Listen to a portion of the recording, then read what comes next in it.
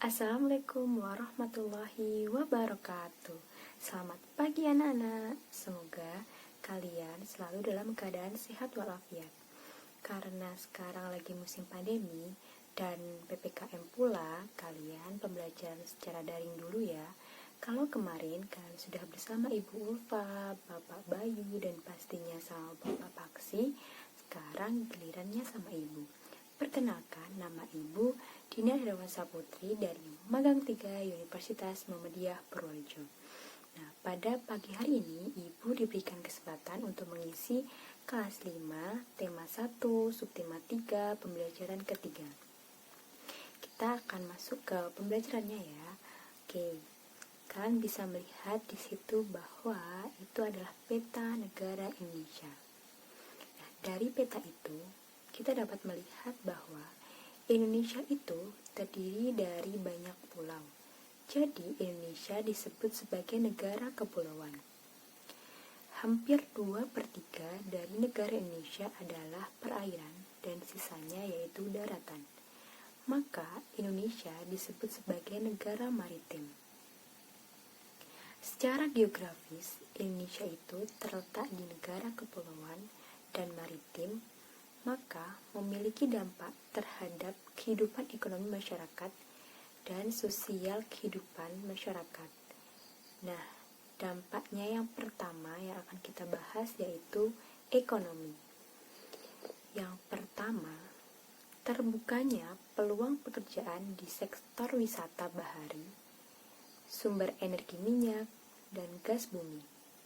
Dan yang kedua, posisinya yang strategis menyebabkan banyak pedagang dan berbagai negara akan mampir ke Indonesia.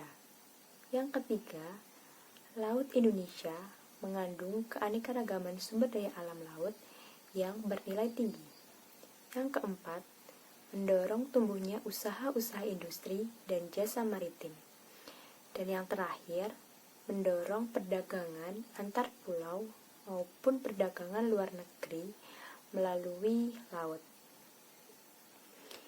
Nah, jenis pekerjaan yang berkaitan dengan pemanfaatan sumber daya laut antara lain ada petani rumput laut, petani garam, ada pelayaran, dan juga pertambangan minyak lepas pantai. Nah, untuk pengaruh kondisi geografis Indonesia sebagai negara maritim terhadap kehidupan sosial masyarakat, yang pertama yaitu komunikasi dan interaksi antar penduduk menjadi lebih mudah, baik antar warga negara Indonesia maupun orang Indonesia dengan warga asing.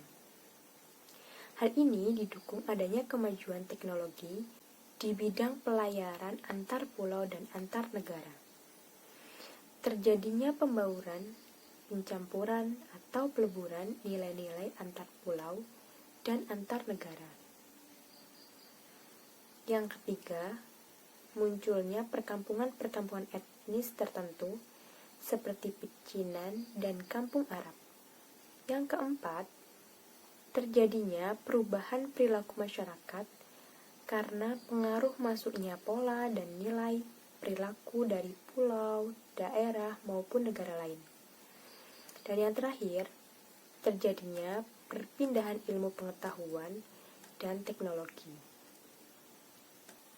Nah, kondisi geografis Indonesia tersebut memiliki dampak positif dan dampak negatifnya. Untuk dampak positifnya, yang pertama, memiliki keberagaman potensi alam dan hasilnya. Yang kedua, memiliki keberagaman sumber daya manusia. Yang ketiga, memiliki keanekaragaman dan kekayaan budaya. Untuk dampak negatif dari kondisi geografis Indonesia sebagai negara maritim dan kepulauan, yaitu yang pertama, tidak meratanya potensi alam dan sumber daya manusia. Yang kedua, tidak meratanya pembangunan dan pemerataan hasil-hasilnya.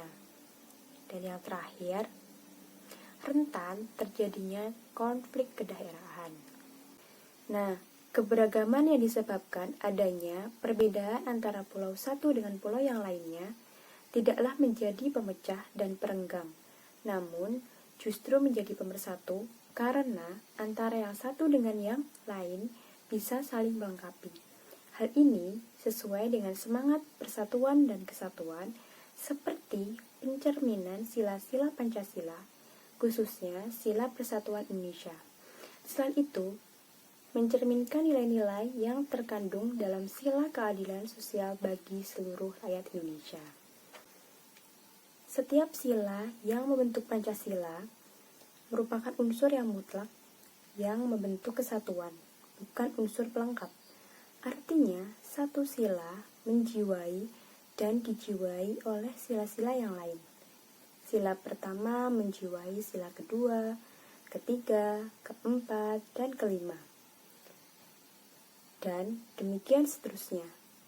Misalnya, meskipun pada sila ketuhanan yang Maha Esa merupakan sila yang berkaitan dengan Tuhan, tetapi tidak berarti sila-sila yang lain hanya sebagai pelengkap saja. Oke, kita akan masuk ke ide pokok.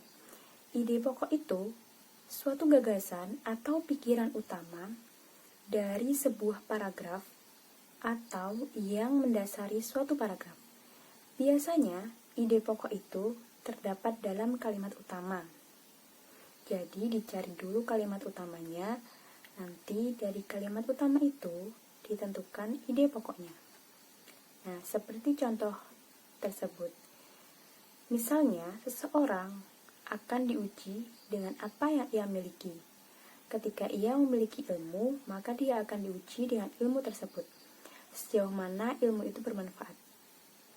Ketika seseorang mempunyai harta, maka dia akan diuji sejauh mana ia mampu menyalurkan hartanya kepada orang lain. Nah, caranya, kita cari dulu kalimat utamanya. Nah, kalimat utama itu biasanya terdapat di kalimat pertama, atau enggak ada di kalimat terakhir di paragraf tersebut, atau ada di tengah-tengah paragraf tersebut. Nah, kalau di paragraf ini, kalimat utamanya ada di kalimat pertama paragraf tersebut, yaitu seseorang akan diuji dengan apa yang ia miliki. Jadi, kalimat yang kedua, ketiga, dan seterusnya itu merupakan pelengkap atau penjelas, kalimat penjelas.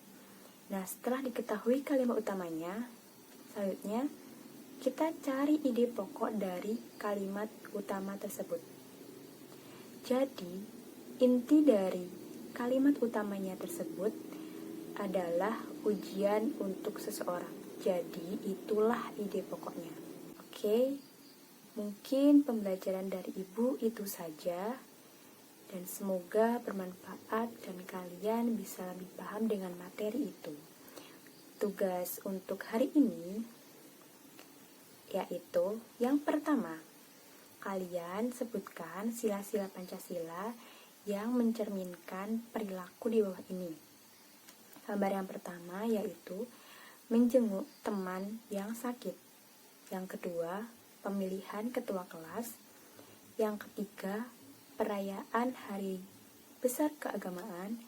Yang keempat, melaksanakan tugas piket bersama.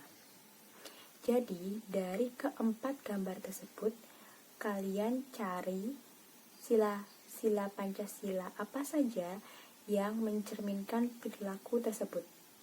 Satu gambar itu bisa mencerminkan lebih dari satu sila.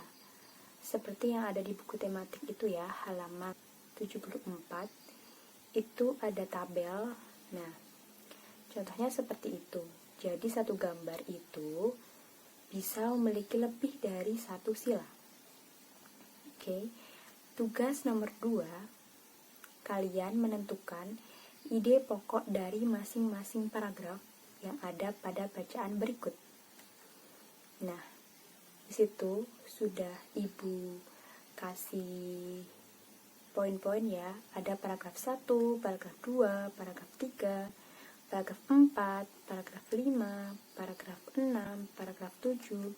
Jadi, kalian mencari ide pokok dari ketujuh paragraf bacaan tersebut. Ya, caranya seperti tadi, kalian cari dulu kalimat utamanya, terus ide pokoknya. Ya. Nah, itu tadi 2 tugas dari Ibu.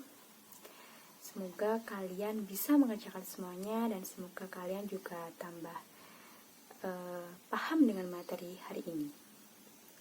Jangan lupa kalian selalu memakai masker, jaga jarak, dan mencuci tangan dengan air yang mengalir ya. Oke, pembelajaran dari Ibu cukup sekian. Mohon maaf apabila ada salah-salah kata. Terima kasih. Wassalamualaikum warahmatullahi wabarakatuh.